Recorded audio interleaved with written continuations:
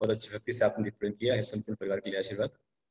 और मयूरी सेठी, उसको मेरा बहुत सारा आशीर्वाद। आप सभी को मेरी आवाज अच्छे से आ रही है ना? ठीक है। मोक्ष शास्त्र का 7वां अध्याय शुरू हो रहा है आज से। अपन ने पहले भी 2 सूत्र पढ़े थे इसमें, कि पहला सूत्र हमारा था मोक्ष शास्त्र का कि 5 पापों से विरक्त होने को व्रत कहते हैं। हिंसा, झूठ, चोरी, कुशील और परिग्रह, इनको छोड़ना ही व्रत कहलाता है। ये जो व्रत होता है ये 2 प्रकार का होता है, देश व्रत और महाव्रत। जो अनुरूप पालन करते हैं उनको देश व्रत होता है, और जो पूर्ण रूप से पालन करते हैं उनकी महाव्रत होता है। इसके पश्चात ये जो व्रत है, इस व्रत की 5 भावनाएं होती हैं, विशेष भावनाएं होती हैं। उन भावनाओं की बात मैं कर रहा हूँ। सूत्र है सूत्र नंबर 3, तदस्यार्थम भावनः पंच पंच तदस्यार्थम भावनः पंच पंच, अर्थात उनको स्थिर करने के लिए 5 अणुव्रत या 5 महाव्रत में स्थिरता लाने के लिए, उनको दृढ़ करने के लिए उनकी 5 भावनाएं होती हैं। 5 व्रत हैं, प्रत्येक की 5 भावनाएं हैं। तो उसमें पहला अहिंसा महाव्रत है, अहिंसा व्रत है, तो अहिंसा व्रत की 5 भावनाएं। ये जो व्रत लिखा है, तो यहाँ पर इस व्रत में हमें महाव्रत भी ग्रहण करना है और अनुव्रत भी ग्रहण करना है। दोनों को सम्मिलित रूप से यहाँ पर दिया गया। सूत्र नंबर 4, बोलिए। वांग मनो गुप्तिर्या दान निक्षेपण समित्या लोकित पान भोजनानि पंच। वांग मनोगुप्तिर्या दान निक्षेपण समित्या लोकित पान भोजनानि पंच। अहिंसा व्रत की 5 भावनाएं। उसमें पहली भावना है वचन गुप्ति, अर्थात वचनों को संभालो, वचन को वश में रखो। ऐसे शब्दों को प्रयोग मत करो जिन शब्दों से तुम्हारा मन उद्वेलित हो जाए या दूसरे के मन में उद्वेलना आ जाए, तनाव पैदा हो। इस प्रकार के शब्दों का प्रयोग मत करो। वांग वचन गुप्ति। मनोगुप्ति, मन को वश में रखो। फिर ईर्या दान निक्षेपण समिति। तो ईर्या समिति, आदान निक्षेपण समिति, ये 2 समिति लेना है। ईर्या समिति, जब भी चलना है, चाहे साधु हो चाहे श्रावक हो, 4 हाथ आगे देख करके चलना चाहिए। तो ये ईर्या समिति पैदल चलने वालों की हो सकती है। गाड़ी में चलने वालों की क्या समिति होगी? ईर्या समिति। और आदान निक्षेपण समिति, अर्थात जब भी कोई सामान रखते हैं, उठाते हैं, तो शोध कर देख कर उठाना, यह आदान निक्षेपण समिति है। और आलोकित पान भोजन, अर्थात सूर्य के प्रकाश में देखते हुए, सूर्य के प्रकाश को देखते हुए, जब आपको सामान दिखलाई दे रहा हो, सूर्य प्रकाश हो, नेत्र प्रकाश हो, ज्ञान प्रकाश हो। सूर्य प्रकाश अर्थात सूर्य का प्रकाश रहे, आपकी आंखों से दिख रहा हो, साथ में आपका विवेक वहां लगा, ज्ञान लगा, तो ऐसे समय पर भोजन पानी करना, ये कहलाता है आलोकित पान भोजन। तो ये अहिंसा व्रत की 5 भावनाएं हैं। उसमें ईर्या समिति समझ लिया आपने ना। वचन गुप्ति मतलब वचनों को वश में करना, क्योंकि हिंसा जो होती है वो मात्र काय से ही नहीं होती है। हिंसा सबसे पहले मन से होती है, फिर मन से होने के बाद फिर वचन से होती है, फिर काय से होती है। व्यक्ति मन ही मन में न जाने कितने प्रकार की महायुद्ध लड़ लेता है, कितनी प्रकार की हिंसा कर लेता है। इसलिए सबसे पहले मन को वश में कीजिए। मन और वचन की दुष्प्रवृत्ति सबसे बड़ी अहिंसा व्रत की बाधक है। इसलिए मन को वश में करना, वचन को वश में करना, और ईर्या समिति से चलना, आदान निक्षेपण समिति का पालन करना। जब भी सामान उठाएंगे रखेंगे तो आदान निक्षेपण देख कर करो, ये अपनी सुरक्षा के लिए। कई बार असावधानी होती है, देखते नहीं है और कहीं भी पैर रख दिया तो उसमें सांप काट लेता है। पहले देख के चलो, देख के उठाओ सामान को, प्रत्येक जीव की रक्षा करो। तो ये आदान निक्षेपण समिति। चुगली करना, असभ्य वचन बोलना, कठोर वचन बोलना, मर्मभेदी वचन बोलना, इन भावों से महाहिंसा होती है। इसलिए वचन मुक्ति, मन को अशुभ परिणाम मत लेकर जाओ और वचनों से अशुभ वचन मत बोलो, दूसरे की चुगली मत लगाओ, कठोर वचन मत बोलो। वचन मुक्ति वाला जो होता है वाचनिक हिंसा को रोकता है।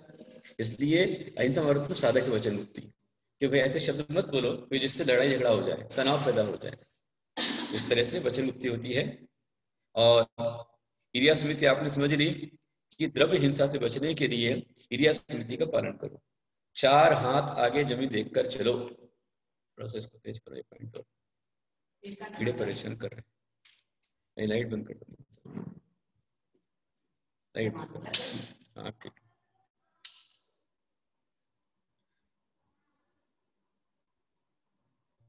इरिया समिति अर्थात जब भी चलना है 4 हाथ आगे पीछे देख करके चलो, मतलब उसको दूर रख पाने को।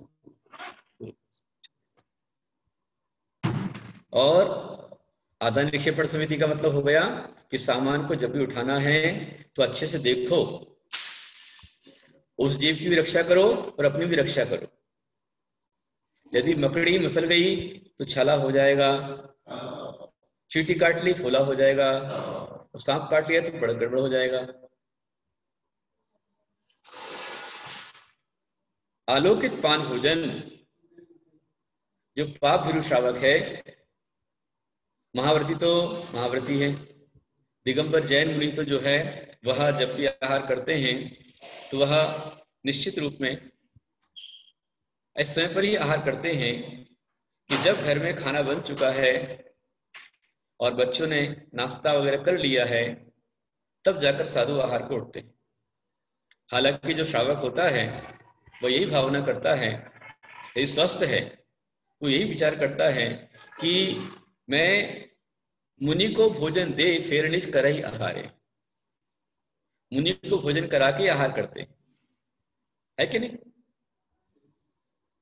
तो इस तरह से ये आहार की भावना हो गई।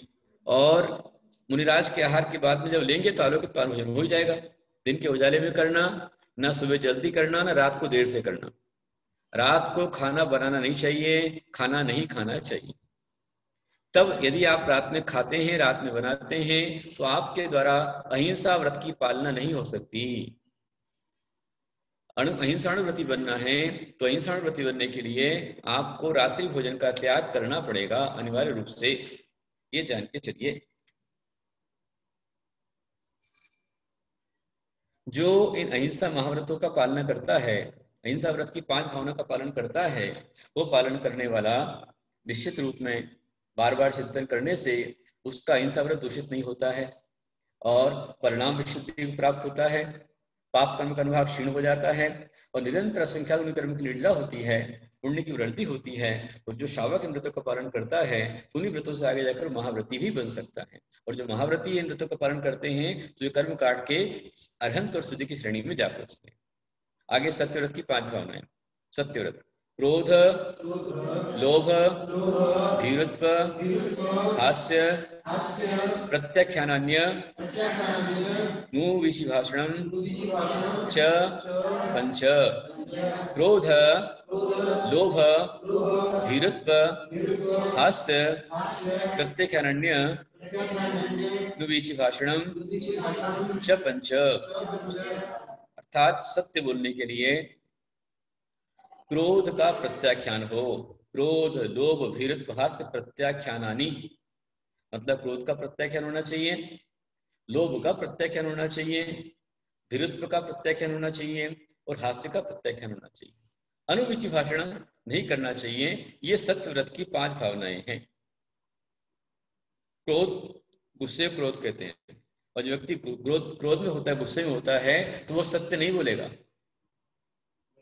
क्रोध में बोला गया सत्य भी सत्य नहीं, असत्य है, ये ध्यान रखना। ऐसे ही लोभ, लालच, लालच के साथ में बोला गया सत्य भी असत्य है। धीरत्व, डर के मारे व्यक्ति कुछ भी बोल जाता है, कई बार झूठ बोल जाता है, इसलिए डर नहीं होना चाहिए, निडर होना चाहिए। और हंसी मजाक में बहुत झूठ बोलते हैं, है कि नहीं? हंसी हंसी में कितना झूठ बोल जाते हैं। इसलिए ये 4 प्रत्याख्यान जरूरी हैं। क्रोध प्रत्याख्यान, लोभ प्रत्याख्यान, भय प्रत्याख्यान और हास्य, मतलब क्रोध का त्याग करो। प्रत्याख्यान मतलब त्याग, क्रोध का त्याग करना, लोभ का त्याग करना, भय का त्याग करना और हास्य का त्याग करना। ये 4 निषेध रूप होते हैं। और अनुविचि भाषणम, अनुविचि का मतलब होता है कि ऐसे वचन नहीं बोलना जिन व्रतों से अपने व्रतों को हानि पहुंचे। हंसी हंसी में और आगे प्रतिकूल नहीं बोलना, इसका ध्यान रखना चाहिए। इसलिए ये 5 व्रत हो गए, ठीक है। ये सत्य व्रत की 5 भावना हो गई और पहले अहिंसा व्रत की 5 भावना हो गई। आप सभी बैठ करके सुन रहे हैं हमारे स्वाध्याय को। आज शुरुआत हुई है और शुरुआत में ही काफी अच्छे लोग आप हैं। मैं देख रहा हूं कि नैना वाटाणे, नैना दिलीप वाटाणे यहाँ पर है। मुझे दिख रहा है कि उनका अभी स्वास्थ्य शायद गड़बड़ है, इसके बावजूद भी वो क्लास में बैठ करके स्वाध्याय यहाँ पर कर रही है ना। नैना दिलीप वाटाणे, मेरी आवाज को आ रही है क्या अम्मा जी? हाँ देखो, नमस्ते किया उन्होंने वहां से। नैना जी का थोड़ा स्वास्थ्य अभी गड़बड़ दिख रहा है, लेकिन मुझे आज सुबह से फ्रेश दिख रहे हैं वो। कल जो दिख रहा था उससे आज थोड़ा सा आपका स्वास्थ्य अच्छा दिख रहा है। यदि मयूरी या अथवा वत्सल कोई भी होस्ट कर रहे हो, थोड़ा सा उनको दिखाएं। मयूरी अथवा वत्सल वर्णी जो भी हो यहाँ पर। ठीक हो जी। हाँ हाँ, नैना को स्पॉट पिक करो। नैना और उनके मिस्टर दिलीप वाटाणे, मैं दोनों को देख रहा हूँ कि बराबर वो रोज क्लास में दोनों रहते हैं। सुबह अभिषेक में भी थे और शाम के जाप में भी आप रहते हैं। मैं कामना करता हूँ नैना जी आप बहुत जल्दी स्वस्थ होवे, आपकी सब संकट परेशानी आपकी दूर हो और दिलीप जी पूर्णतया स्वस्थ होवे। मेरा पूरा पूरा आपको आशीर्वाद, सबके लिए आशीर्वाद, आशीर्वाद आशीर्वाद।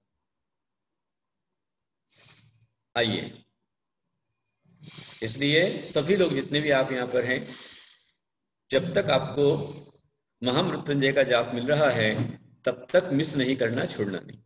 शाम को 6:30 से लेकर 8:30 के बीच में जो जाप चलेगा उसमें आज से हम लोग रत्नांबर पाठ तो करेंगे रिद्धि सिद्धि का, और महामृत्युंजय का जाप भी होगा, सरस्वती का जाप चल रहा है और महालक्ष्मी का जाप होगा।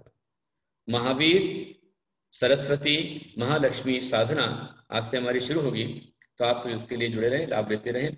अभी हम चलेंगे अचल व्रत की ओर। अचल व्रत की 5 भावनाएं होती हैं, तो कौन कौन सी होती है? शून्यागार, विमोचितावास, परोपरोधाकरण, भेक्ष शुद्धि, सधर्माभिसंवादः, पंचः। शून्यागार, विमोचितावास, परोपरोधाकरण, भेक्ष शुद्धि, सधर्माभिसंवादः, पंचः। इसका अर्थ यह है, हाँ कुंजन जी आप बता रहे हैं, बहुत अच्छा है। कल का प्रोग्राम सभी को बहुत अच्छा लगा, आपने सबने अच्छा आनंद दिया उसका। अबू धाबी से आपने भी लिया, बहुत ही भव्य प्रोग्राम था और उस भव्य प्रोग्राम में भव्यता आई सभी साधुओं के आने से। हालांकि सब साधुओं को मौका नहीं मिल पाया, फिर भी कोशिश की कि जो भी मतलब हर संघ से कोई ना कोई 1-2 को बोलने का मौका अवश्य दिया गया और बच्चों ने बहुत अच्छे संस्कार किए। खास तौर पर ये बच्चों को सारा जीवन याद रहेगा कि 36 आचार्यों ने मंत्र संस्कार किए हैं। माता जी आई हैं, उन्होंने माता जी ने आकर देख ही लिया, मुनिराज ने आकर देख लिया, तो देखने मात्र से उनने यूं आशीर्वाद दिया ना, इसमें आपके लिए गुरु मंत्र हो गया। ध्यान रखें, मन में श्रद्धा आपकी होनी चाहिए। 111 प्रतिष्ठाचार्य अपना समय निकाला आपके लिए बैठे। हाँ हाँ दिलीप भैया, बहुत सारा आशीर्वाद। दिलीप भैया हमारे बीच में है। दिलीप भैया, आवाज से जो प्रश्न मंच है ना अपना, वो शाम से रहेगा। हाँ, महावीर कथा रोज से रहेगी अपनी, तो महावीर कथा में। हाँ भैया, खूब सारा आशीर्वाद, सब ठीक है। अच्छा, धीरज कासलीवाल हमारे बीच में यहाँ पर, जो रोज प्रश्न उत्तर बनाते हैं यहाँ पर, और साथ में सोनी काला, हाँ काला, तो आप सही महान भाव अच्छा लाभ ले रहे हैं, मेरा आप सबको बहुत सारा आशीर्वाद। और काफी अच्छा कल बच्चों ने माता पिता के चरण छुए, पाक प्रक्षाल किए उनके, और माता पिता ने जिम्मेदारी से, मैं देख रहा था कि एक माँ दोनों बच्चों पर, अथवा बच्चे हैं तो हर एक के पास सबको लोग डाल रही थी, और यहाँ से हम लोग मंत्र बोल रहे थे। तो जो भावनाएं परिवार के द्वारा हुई हैं, इसमें कल के अनुष्ठान सबसे बड़ा लाभ ये हुआ है कि परिवार एकत्र हुआ है, परिवार का एकत्रीकरण हुआ है, एक दूसरे की मर्यादा और प्रेम का समझा है। और ये जो पॉजिटिव थिंक है, ये सकारात्मक जो विचार हैं, इससे बहुत बड़ी एनर्जी, कल बहुत बड़ी एनर्जी बनी है। इसे आप हम इस्तेमाल करके रखें। अच्छा, हर्ष गड़ेकर बोल रहा है कि मुझे बहुत आनंद आया। उस बच्चों को तो आनंद आएगा बिल्कुल, जब पापा मम्मी बैठ करके संस्कार करेंगे, प्यार देंगे, आशीर्वाद देंगे, और सारे आचार्य मंत्र सुनाएंगे। उनसे बड़ा भाग्यशाली बच्चा और कौन होगा? जो बच्चों ने कल संस्कार कराया, उनसे बड़ा भाग्यशाली बच्चा और कोई नहीं हो सकता। आइए हम चलते हैं आचार्य महाव्रत की 5 भावनाओं की ओर। 5 भावनाएं, और इसलिए हम लोग आज से शुरू कर रहे हैं आप सबके लिए आओ महावीर बने, वर्चुअल महावीर कथा। मरीचि से महावीर बनने की कथा।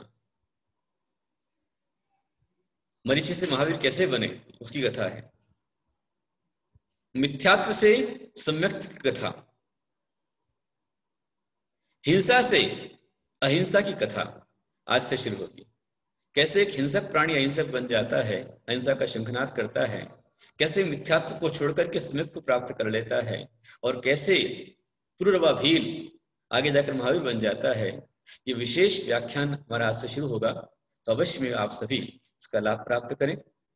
उसी के अंतर्गत अभी हम लोग शास्त्र पढ़ रहे हैं, और काफी अच्छी डिवाइस हमारे यहाँ पर है जो आप सभी इसका लाभ ले रहे हैं। देखिए, आचार्य व्रत की 5 भावनाओं में हमने पढ़ा शून्यागार, अर्थात आचार्य व्रत के लिए जो है वह, इसको शून्यागार, विमोचितावास, परोपरोधाकरण, दक्ष शुद्धि, सधर्मावी संवाद, ये 5 भावनाएं विशेष बताई गई हैं। अर्थात जो भी साधु हैं, उन साधुओं को प्राय करके शून्यागार में रहना चाहिए, जहां पर गृहस्थ जीव लोग नहीं रहते हों, पति पत्नी बच्चे आदि ना रहते हों, वहां पर ही साधु रहते हैं। इसलिए कई विहार होता है तो गृहस्थ अपना पूरा कमरा खाली कर देता मकान, कि हम लोग कहीं और चले जाते हैं, दूसरी तरफ चले जाते हैं, आप आराम से रहिए यहाँ पर। शून्यागार, विमोचितावास, यहाँ भी हम लोग हैं तो ये सिर्फ साधुओं के लिए। विमोचितावास जो घर किसी के द्वारा छोड़ा हुआ उसके लिए है। परोपरोधाकरण, और कभी कोई हमारे यहाँ पर आता है तो आने वाले को स्थान देना, उसको ठहरने से नहीं रोकना, ये परोपरोधाकरण कहलाता है। भैक्ष शुद्धि, अर्थात जो 46 दोष से रहित साधु को भोजन करना चाहिए, भैक्ष शुद्धि कहलाती है।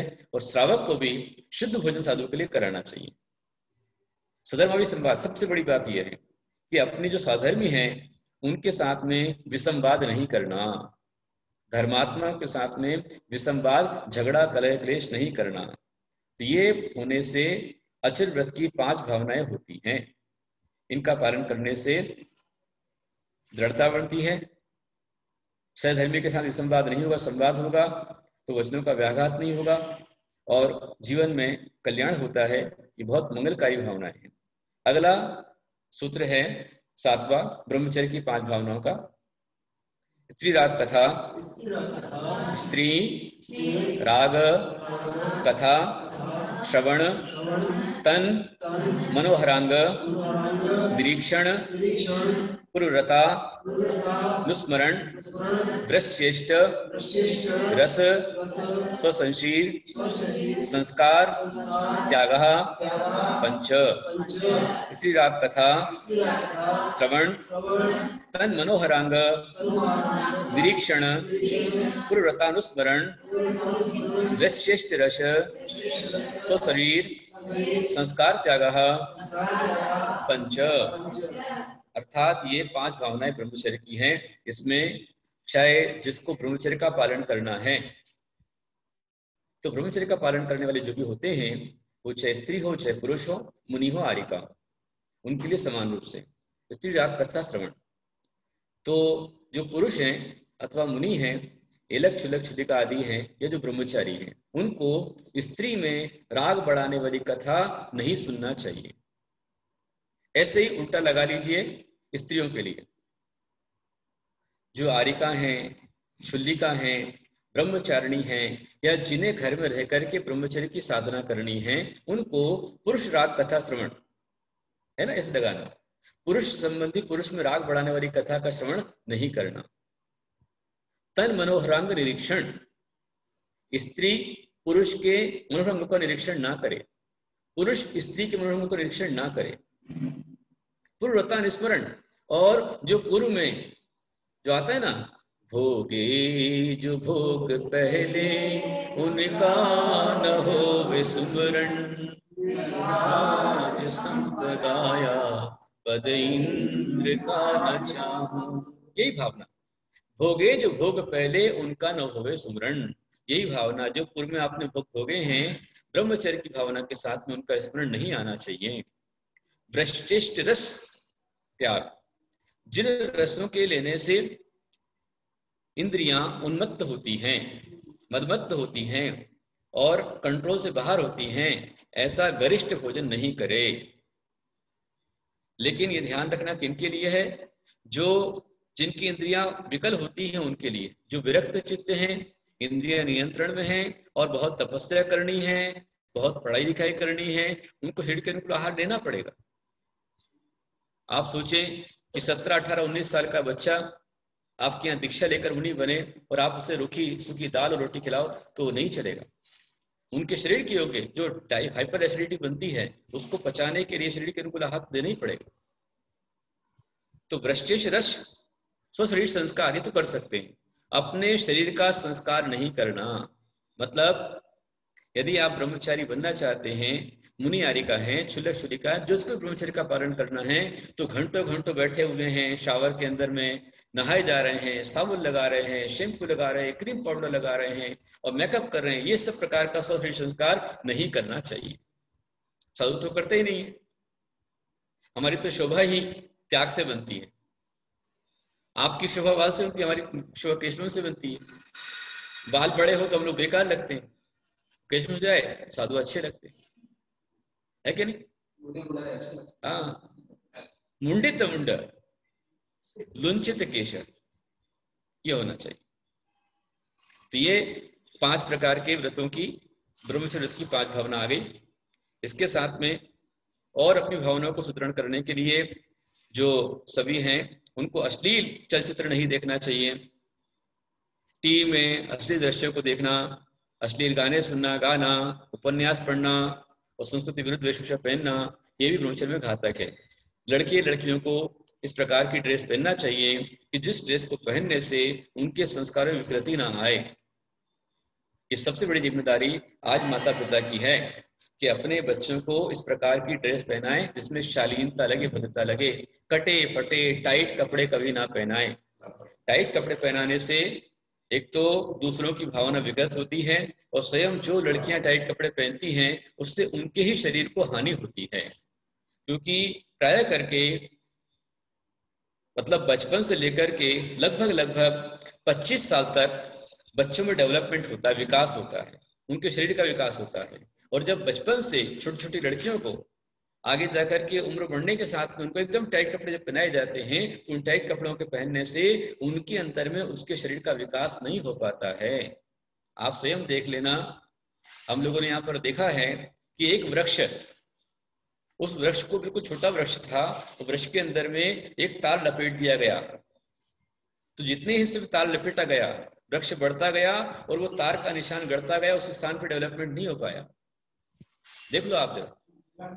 ऐसे ही छोटी छोटी बच्चियां जिनके शरीर में मतलब विकास होना है और यदि उनको टाइट कपड़े पहनाए जाते हैं तो टाइट कपड़े पहनने के कारण से उनके शरीर का संपूर्ण विकसित विकास नहीं होता है और जब शरीर का विकास नहीं होता है, फुल ऑक्सीजन नहीं मिलती है, तो उनके मस्तिष्क का विकास भी नहीं होता, बुद्धि का विकास भी नहीं होता है। इसलिए बुद्धि के विकास के लिए, मस्तिष्क के विकास के लिए और शरीर के विकास के लिए छोटी उम्र में प्राय करके बच्चों को ढीले कपड़े ही पहनना चाहिए। फिर बड़े लोग 40-50 के बाद वाले टाइट कपड़े पहने क्या? नहीं, चलो बचपन में अपने नहीं पहने, बड़े होकर तो हमको और बड़ी शालीनता होनी चाहिए। बचपन में जैसे चाहिए ऐसे ही आगे 30 के 25 के बाद में फिर आपको ऑक्सीजन की आवश्यकता पड़ती है। और ऑक्सीजन जो मिलता है वो खुले कपड़ों, ढीले कपड़ों के अंदर ही मिलता है।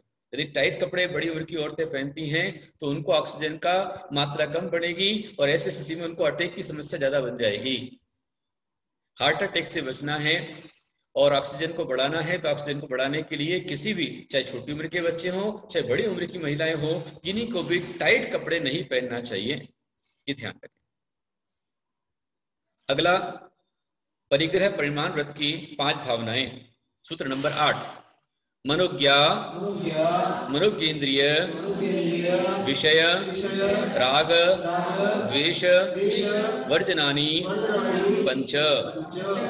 मनोज्ञा मनोज्ञेन्द्रिय विषय राग द्वेष वर्जनानि पंच, ये परिग्रह परिमाण व्रत की 5 भावनाएं हैं। इसमें मनोज्ञ और अमनोज्ञ जो 5 इंद्रियों के विषय हैं, स्पर्शन, रसना, घ्राण, चक्षु और कर्ण, इन 5 इंद्रियों के मनोज्ञ विषय और 5 इंद्रियों के अमनोज्ञ विषय, इनके प्रति राग और द्वेष का त्याग करना, यही परिग्रह परिमाण व्रत की 5 भावना कहलाती है। समझ में आ गया? मतलब जैसे आंखों में देखने के लिए कुछ अच्छा चाहिए, घर में माँ बोल रही है कि बेटा जूम लगा दे, प्रवचन गुरुदेव का सुनना है टीवी पर, और बेटी बोली नहीं मेरे को तो धारावाहिक देखना है। तो साधु को प्रवचन सुनना ये धर्म कथा हो गई, परंतु आपको मनोज्ञ क्या लग रहा है, लड़की को लग रहा है कि अमनोज्ञ है। साधु का प्रवचन, महामृत्युंजय का जाप, ये अमनोज्ञ उसको लग रहा है, और जो धर्मात्मा माँ है उसको लग रहा है कि साधु का प्रवचन, साधु का वचन हमारे लिए मनोज्ञ है। तो ये उदाहरण दिया मैंने समझा करके। लेकिन संसार में इस तरह की जो चीजें हैं, जो ये पंचेंद्रियों के विषय हैं, उनके प्रति राग द्वेष का त्याग होना ही ये परिग्रह परिमाण की 5 भावनाएं हो जाती हैं। इन भावनाओं करने से आपके व्रतों में स्थिरता आती है और इनके फल से परिग्रह में आसक्ति छूट जाती है।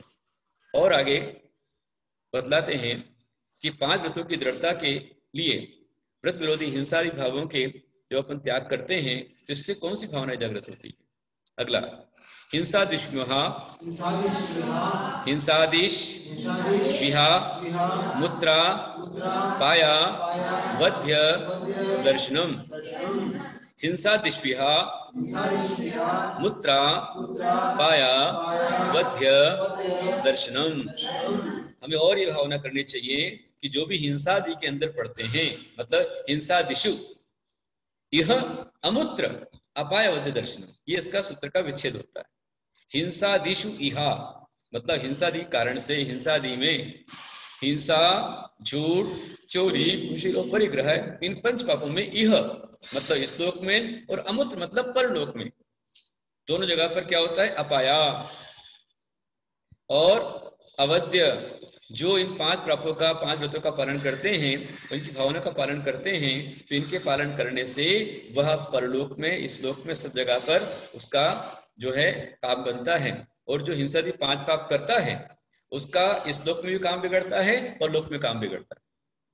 जैसे आप घर में परिवार में देखते होंगे, कोई अच्छा परिवार है, अभी जैसे मान लीजिए कि एक फिल्मी एक्टर, उसके विषय में आया कि उसने आत्महत्या की, तो ये आत्महिंसा है। और जिसने उकसाया, प्रेरणा दी, उन्होंने भी पाप किया, तो उससे क्या हुआ कि दोनों का यही लोक बिगड़ गया।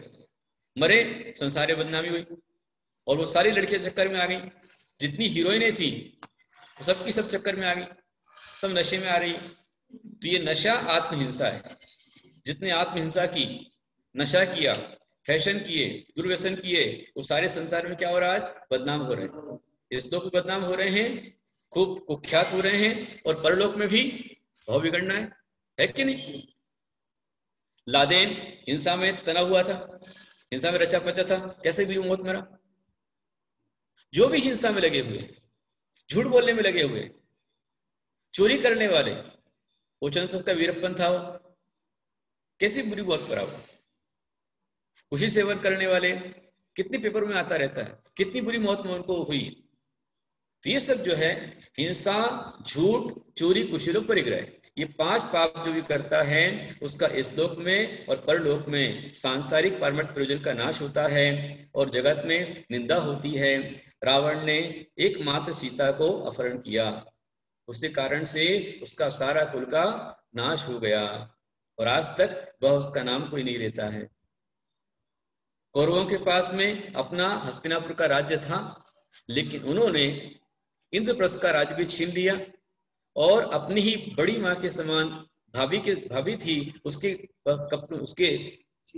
उसका चिरहरण किया, उसके सिर के बालों को पकड़कर घसीटा और जिसने भी आज तक किसी स्त्री के बालों को हाथ लगाया है, पकड़ा है, घसीटा है, वो आज तक बचा नहीं, समूल नाश हो उसका।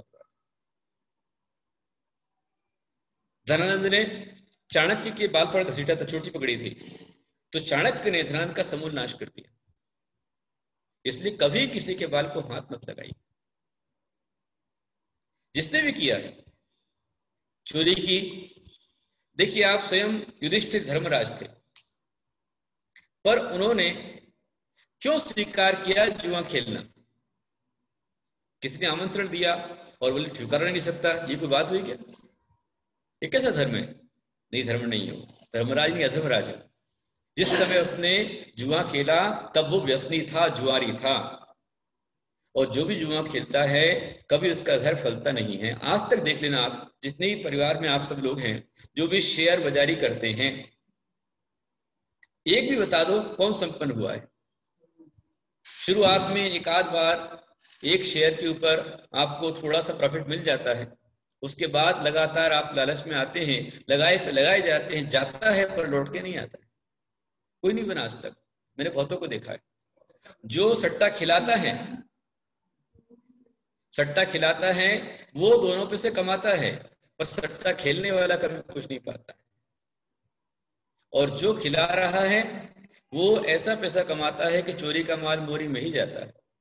जुआ, सट्टा, चोरी, ये सब गरिष्ठ पाप है, निकृत पाप है। और ऐसे पाप जो करते हैं, हिंसा करे, झूठ बोले, चोरी करे, कुशी सेवन करे, परिग्रह संचय करे, तो ये सबसे इस लोक भी बिगड़ता है, परलोक भी बिगड़ता है, दोनों बिगड़ते हैं। अपने कल ही देखा था, कल अपने समझा था, 2 दिन पहले अपने बात करी थी कि पिछले 6वें अध्याय सूत्र में आया था कि इसके पास बहुत आरंभ, बहुत परिग्रह, कहां जाएगा? नरक में जाएगा, है ना। इस तरह से ये हमारे सूत्रों का विषय हमारा चल रहा है। अभी आप इस संबंधी को प्रश्न करना चाहें तो आप पूछ सकते हैं। हिंसा दिशुहा मतलब हिंसा दिशु में, इह मतलब इस लोक में, और अपाया मतलब जो 5 पाप हैं ये आपके स्वर्ग और मोक्ष की प्रयोजक क्रियाओं का विनाश करने वाली क्रियाएं हैं। इनसे कैसे छूटना, इसे अपाय कहते हैं। अवध्य का अर्थ होता है निंदनीय, अयोग्य, ग्रह्य।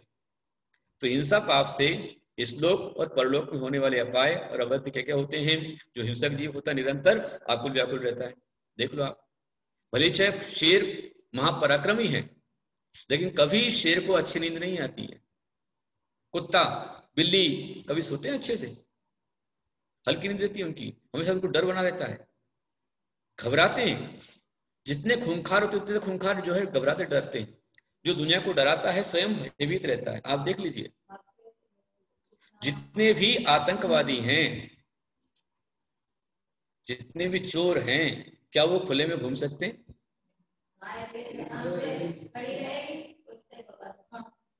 गाय और बैल, घोड़े आराम से खड़े रहेंगे, खुले में आराम से घूम लेंगे, पर सर्प हो, शेर हो, इनको भागना पड़ता है, हमेशा डरते रहते हैं, डराते हैं, स्वयं डरते हैं।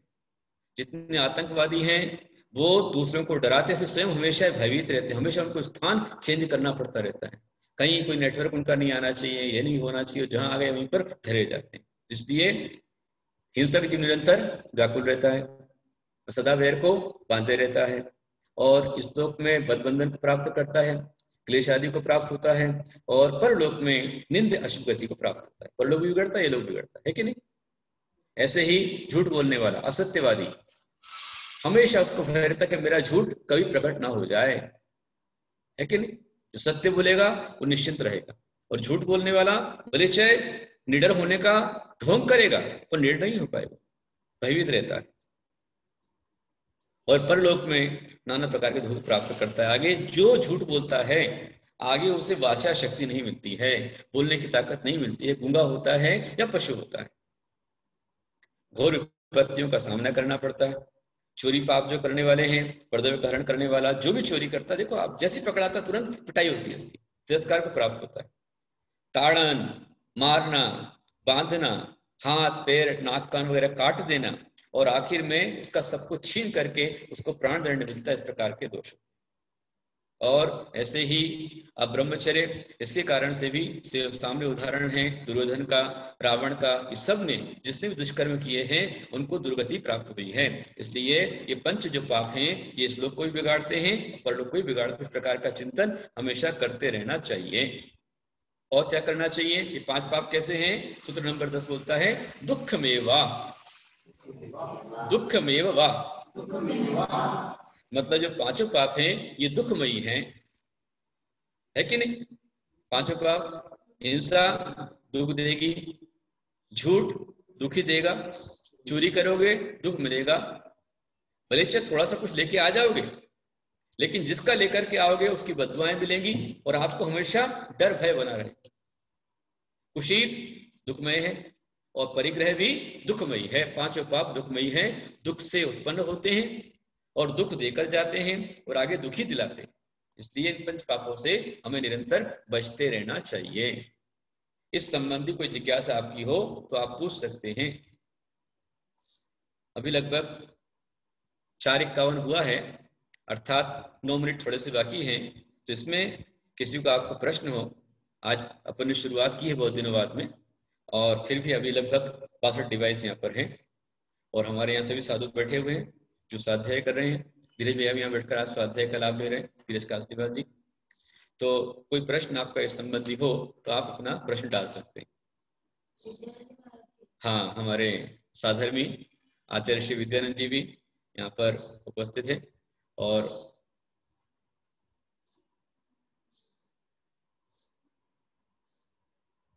अच्छा, शायद कुछ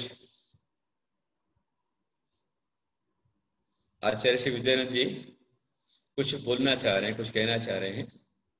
स्वामी जी नमस्ते। हाँ, आपका माइक अनम्यूट कर दिया गया है, आप बोलिए। स्वामी जी मेरा एक प्रश्न है, मेरी आवाज आ रही है? हाँ जी, हाँ बोलिए। मेरी आवाज आ रही है? हाँ भी आ रही, मेरी आवाज आ रही है? आ रही है, आ रही है, आ रही है। स्वामी, हाँ जी स्वामी जी, आवाज आ रही है। नमस्ते स्वामी जी। परिग्रह व्रत, नमस्ते स्वामी जी। परिग्रह व्रत की जो 5 भावनाएं बताया। हाँ हेलो, हाँ बोलिए। परिग्रह व्रत की जो भावनाएं बताया, हाँ परिग्रह व्रत अपरिग्रह व्रत संबंधी जो 5 भावना बताया, हाँ तो मनोज्ञ और अमनोज्ञ इंद्रियों के विषयों के राग द्वेष न करना, यह अपरिग्रह व्रत की भावना बताया। तो जिस अमनोज्ञ वस्तु के प्रति राग नहीं होता है, द्वेष होता है, उसको हम स्वीकार नहीं करते, फिर वह परिग्रह कैसा हुआ? जिस वस्तु को अपन स्वीकार ही नहीं करते, मनुष्य जिस वस्तु को हम मन से स्वीकार ही नहीं करते हैं वह अप्रिय है, फिर वह परिग्रह कैसा हुआ? देखिए स्वामी जी, आप स्वयं मेरे से बहुत बड़े ज्ञानी हैं। हमारे जो आचार्य विद्यानंद जी हैं ये बहुत अच्छे ज्ञानी साधक हैं और ये मेरे को प्रश्न पूछ रहे हैं जबकि इन्होंने मुझे सर्वार्थ सिद्धि का अध्ययन कराया है। भगवती आराधना, सर्वार्थ सिद्धि, द्रव्य संग्रह, ये ग्रंथों का अध्ययन मैंने आचार्य विद्यानंद जी से किया हुआ है। और जो चीज अप्रिय है उसके प्रति भी, अप्रिय के प्रति राग या द्वेष, ये दोनों हानिकारक है। जिस समय राग और द्वेष दोनों छूटेंगे तभी वितरागता की प्राप्ति होगी। इसलिए तो हमारे कल्याण मंदिर में आता है कि भगवान पार्श्वनाथ या तीर्थंकर जिस समय कर्म काटते हैं तो कर्म काटने के लिए भी सबसे पहले क्रोध का नाश करते हैं। क्रोध को छोड़ेंगे तब जाकर के मान माया लोभ छूटेगा और तब जाकर कर्म कटेंगे। तो इसीलिए जो अमनोज्ञ है उसके प्रति भी द्वेष यदि रखा तो परिग्रह हो जाता है। इसलिए वह किसी प्रकार का राग या द्वेष नहीं होकर के समता होनी चाहिए, वीतरागता होनी चाहिए। जो साधु बने हैं तो साधु बनने के पश्चात उनके मन में जो अमनोज्ञ विषय है, जैसे कहा गया है कि भाई ढोर गवार शूद्र पशु नारी ये सब ताड़न के अधिकारी, तो ये देशात्मक बात है। जो साधु होते हैं, वीतरागी होते हैं, वो वीतरागी साधु किसी के प्रति भी राग और द्वेष नहीं करते हैं। अब जैसे साधु के लिए स्त्रियां या पंचेंद्रिय विषय अमनोज्ञ हैं, तो ऐसे अमनोज्ञ विषय के प्रति न राग करे न द्वेष करे। यदि द्वेष भी करता है तो द्वेष करने पर वह आगे जाकर के राग में परिणत हो सकता है। इसलिए उसके प्रति न राग करना है न द्वेष करना है, तब जाकर के अब परिग्रह की 5 भावनाएं पूरी होती है। हाँ, एक प्रश्न भी यहाँ पर किया। हाँ जैसे अग्नि है, हाँ आपको कोई छूने जाएगा जलाएगा तो अच्छी नहीं लगेगी, बिल्कुल। हाँ, उसके बिना रोटी भी तो नहीं बनेगी, हाँ पेट भी नहीं बनेगा। बिल्कुल बिल्कुल ठीक है। इस तरह से हमारे माता जी यहाँ से बोल रहे हैं कि जैसे अग्नि है, अग्नि यदि छुएंगे तो अग्नि जो है छूने पर जला देगी, अप्रिय है, परंतु अग्नि के बिना काम भी नहीं चलेगा। उदाहरण उनका है कि अग्नि के बिना काम भी नहीं चलेगा, अग्नि से रोटी तो पकानी पड़ेगी।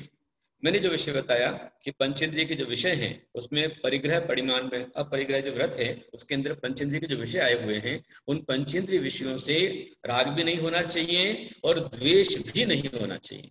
दोनों जब छूटेंगे तब जाकर के अपरिग्रह व्रत हमारा पूरा होता है। ठीक है।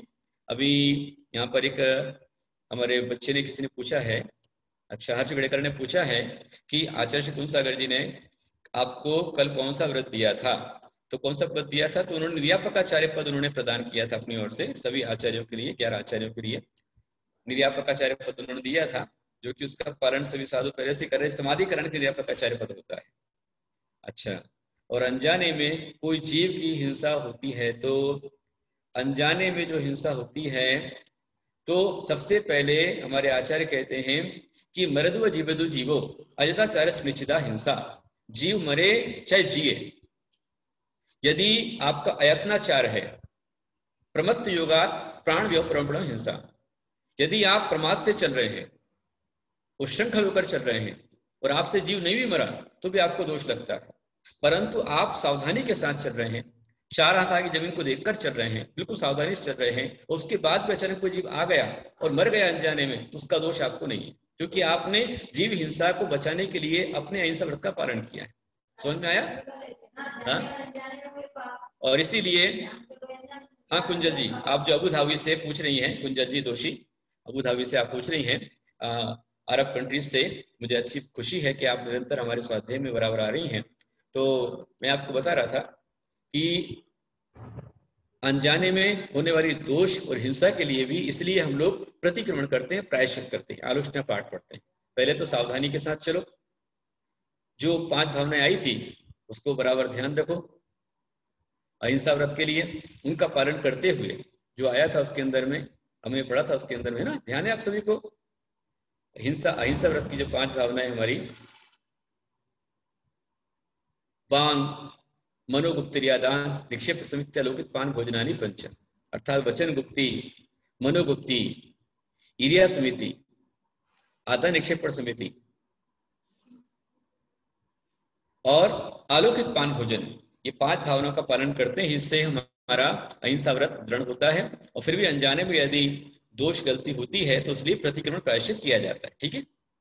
कल्पना अजमेरा जी ने पूछा है कि आप तो समाधि ग्रहण करवाते हो, फिर इस समाधि का मतलब क्या है? जी, जो पंच आचार का पालन करे और करवाए तो वह आचार्य की श्रेणी में आता है, लेकिन आचार्य की श्रेणी में आने पर भी वो आचार्य नहीं कहलाता है। जब उसे उसके योग्य गुरु आचार्य पद देते हैं तो वो आचार्य पद की श्रेणी में आता है। इसी प्रकार से साधु जो हैं वह जो छपक हमारे पास में आते हैं, उस छपक जो भी समाधि ग्रहण करते हैं तो उनकी समाधि कराना अर्थात उनके मन को समाधान देना, उनकी इंद्रिय भी क्रश हो, कषाय क्रश हो और परिणाम भी उनके जो है सुदृढ़ बने, धर्म के प्रति बने रहें, इसके लिए सावधान करते रहना ही हमारा कर्तव्य है। ये कर्तव्य हम लोग करते हैं और उसका पालन करते हैं, फिर भी इसका जो राइट्स होता है वो निर्यापकाचार्य को होता है। जो निरापकाचार्य होते हैं वही है जो है समाधि के मुख्य अधिकारी होते हैं। इस कारण से हमारे गुरुदेव ने उन्होंने दिया है, उनकी महानता है वो कि उन्होंने प्राप्त प्रदान किया है। अच्छा, अभी और प्रश्न है।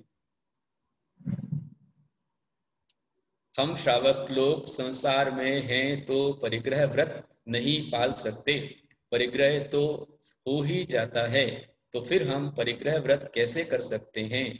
देखिए, आपके लिए इसलिए पहले ही आया था देश सर्वतोण महती, अर्थात आप परिग्रह परिमाण का पूरा परिमाण नहीं कर सकते, मतलब पूरा परिग्रह का त्याग नहीं कर सकते, तो आपको परिग्रह परिमाण करना चाहिए। भाई आप अपना टारगेट बनाइए, आपकी जिंदगी में आप कितना पा सकते हैं। आपके पास में एक मकान है और कितने मकान कर लोगे? तो कहीं ना कहीं कि इसके मकान के आगे मैं नहीं लूंगा। वस्त्र आप कितने पहनते हो साल भर में? कितने वस्त्र आप, कितनी साड़ियां पहनते हो, कितना जेवर रखते हो, कितना परिग्रह रखते हो? यदि आपके पास में मान लो 10 करोड़ का परिग्रह है, मान लो 10 करोड़ रुपए आपके पास में है, मान लो बोल रहा हूं, तो आप भले चाहे 10 की बजाय आप 20 का 50 का परिग्रह तो कर लीजिए कि भाई इसके आगे मैं नहीं रखूंगा, इससे ज्यादा आ गया तो मैं उसको परमार्थ में लगा दूंगा। जो हमारे लिए अनावश्यक है, आवश्यक नहीं है, ऐसी वस्तुओं को छोड़ना और परिमाण करना। भाई मैं 2 गाड़ी से अधिक नहीं रखूंगा, मैं साल भर में 4 जोड़ी कपड़ों से ज्यादा नहीं लूंगा, इस तरह का परिमाण करना परिग्रह परिमाण कहलाता है। तो आप पूरा नहीं छोड़ सकते हैं, लेकिन उसमें परिमाण कर सकते हैं, यही श्रावक के लिए योग्य है। तो आप श्रावक अवस्था के अंदर में ऐसा परिग्रह परिमाण नाम का व्रत ग्रहण कर सकते हैं। जैसे आपकी आपकी शादी हो गई, वो आपका एक पति है, तो ठीक है, आप संकल्प कर लीजिए कि अपने पति को छोड़ करके संसार के अन्य पुरुष का मेरा त्याग है। तो इतना होने पर आपका ब्रह्मचर्य नाम का अणुव्रत हो जाता है, और अन्य पुरुष को रखने का परिग्रह का दोष आपको नहीं रहेगा। यदि आपने संकल्प नहीं किया है तो सारे संसार के पुरुष संबंध दोष हमको लग सकता है, इसलिए बचने के लिए हमें इसका त्याग विशेष करना चाहिए। ठीक है, अभी समय काफी हुआ है, 5 बज चुके हैं। घर में चूहे आदि जीव अगर मर जाते हैं तो क्या करना चाहिए? इसके लिए हमें चूहे आदि को बचाने का प्रयास करना चाहिए। मर जाते हैं तो मरने पर उसका प्रायश्चित करना चाहिए, प्रतिक्रमण करना चाहिए कि जाने अनजाने हमारे द्वारा हुआ है, जहां तक हो जीव खात्मा, इस प्रकार की व्यवस्था बनानी चाहिए। ठीक है, आज इतना ही, कल अपन और पढ़ेंगे और एक हम लोग तय कर लेंगे 2 दिन के अंदर में आपका 6ठा अध्याय जो हुआ था उसका ऑनलाइन पेपर आपका रहेगा, तो आप उसका पेपर देने के लिए तैयार है। मैं आपको बता दूंगा, सूचना कर दूंगा, और जब भी पेपर होगा तो हमारा दोपहर को 12 से 3 तक चलता है ऑनलाइन पेपर, तो आप उसको दे सकते हैं, लाभ ले सकते हैं। ठीक है, यदर्थमात्र पदवाक्यहीनं मया प्रमादात् किञ्चनोक्तं तन्मे क्षमित्वा विधातु देवी सरस्वती केवलबोधलब्धिं बोधिसमाधि परिणामशुद्धि स्वात्मोपलब्धिं शीर्षोक्तसिद्धिं चिन्तामणिं चित्तवस्त्राणे त्वं वन्दे मानसमासुदेव। हे जिनवाणी भारती तोय बोधिन्द्रे जो तेरा शरणाद है सो पावे सुखचैन, जा वाणी के ज्ञान ते सुझे लोकालो सो वाणी मस्तक द्रो सदा दे तो देव जो हरिहंसरित गुरु से निर्गम दया धर्म पालो सदा यही मुक्ति का पंथ। धर्म कर संसार सुख धर्म कर निर्वाण, धर्म पथ साधे बिना न त्रियंच समान। से पगतर अभिमान नहीं कर निंदा तो निवारी है, छोड़ो है संसारी संग ध्यान पूरा चोरन, सुमति सो करियो संग बड़ो उपकारी है। मुनि मन निर्मल जैसो है गंगा पूजन, काटत करम बंधन बसत प्रधारी है। संयमति कयो भारती ऐसे मीरा सबको वंदना हमारी है, ऐसे ऋषि राजा को वंदना हमारी है।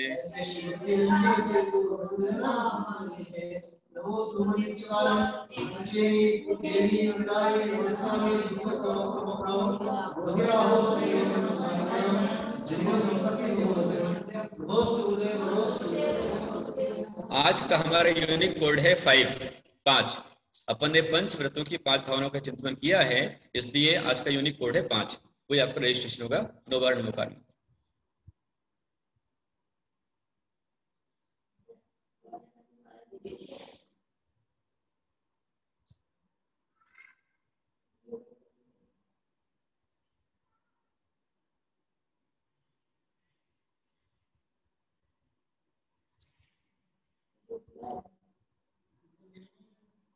चलिए यार